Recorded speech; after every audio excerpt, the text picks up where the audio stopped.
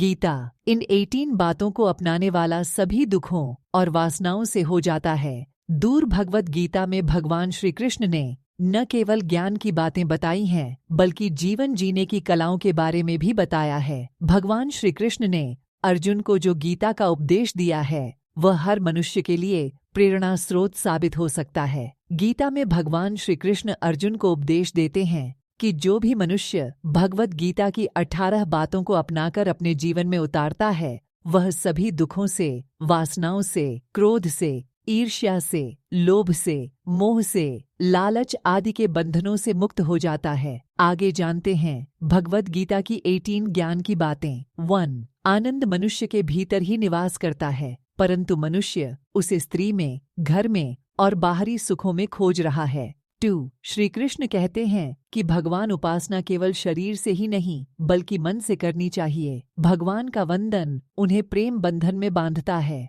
मनुष्य की वासना ही उसके पुनर्जन्म का कारण होती है। 4. इंद्रियों के अधीन होने से मनुष्य के जीवन में विकार और परेशानियां आती हैं।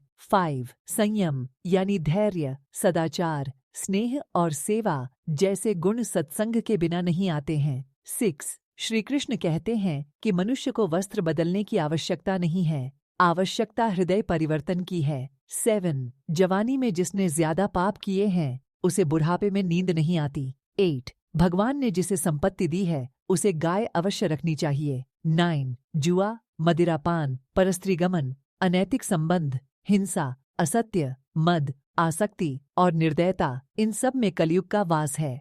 10. अधिकारी शिष्य को सद्गुरु, अच्छा गुरु अवश्य मिलता है। श्री कृष्ण कहते हैं कि मनुष्य को अपने मन को बार बार समझाना चाहिए कि ईश्वर के सिवाय उसका कोई नहीं है। साथ ही यह विचार करना चाहिए कि उसका कोई नहीं है, साथ ही वह किसी का नहीं है। 12. भोग में क्षणिक, क्षण भर के लिए सुख है, साथ ही त्याग में स्थायी आनंद है। 13. श्री कृष्ण कहते हैं कि सत्संग ईश्वर की कृपा से मिलता है, परंतु कुसंगति में पड़ेढ़ना मनुष्य के अपने ही हाथों में है।